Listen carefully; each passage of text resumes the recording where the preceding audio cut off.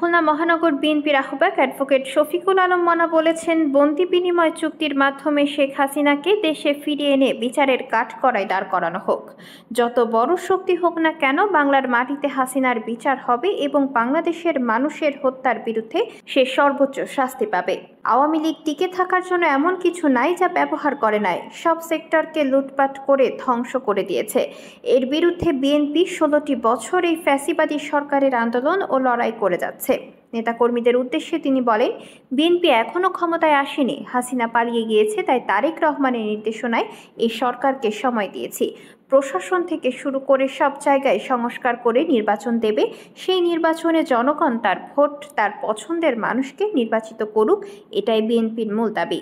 তখন যদি জনগণ বিএনপিকে ভোট দিয়ে ক্ষমতায় বসায়, তখন বিএনপি ক্ষমতায় যাবে। এ সময় তিনি বিএনপির 31 দফা রূপরেখা নিয়ে আলোচনা করেন। বৃহস্পতিবার বিকেল 4:30টায় রূপসা স্কুল মিলনায়তনে খুলনা সদর থানার অন্তর্গত 30 নং ওয়ার্ড বিএনপির দ্বিবার্ষিক সম্মেলনে প্রধান অতিথির বক্তব্যে তিনি এসব কথা বলেন। সম্মেলনে প্রধান বক্তার বক্তব্য রাখেন মহানগর সদস্য সচিব শফিকুল আলম তুহিন। 30 নং ওয়ার্ড বিএনপির আহ্বায়ক অ্যাডভোকেট মোল্লা মাসুম রশিদের সভাপতিত্বে সম্মেলনের উদ্বোধক ছিলেন সদর থানা বিএনপির আহ্বায়ক KM হুমায়ুন কবির। বিশেষ অতিথি ছিলেন খুলনা মহানগর বিএনপির যুগ্ম আহ্বায়ক চৌধুরী শফিকুল ইসলাম হোসেন, হাসানুর রশিদ চৌধুরী মিরাজ।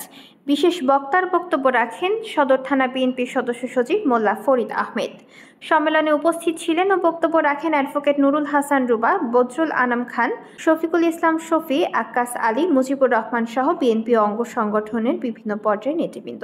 সম্মেলনে দ্বিতীয় পর্বে কাউন্সিল অধিবেশনের সিদ্ধান্ত নেওয়া হয় মহানগরী বিএনপি ও নির্বাচন পরিচালনা কমিটির সাথে বসে প্রার্থীদের সাথে আলোচনা করে কমিটি গঠন করা হবে। সম্মেলনের শুরুতে জাতীয় ও দলীয় পতাকা এবং শান্তি প্রতীক পায়রা উড়িয়ে সম্মেলনের উদ্বোধন করেন অতিথিবৃন্দ।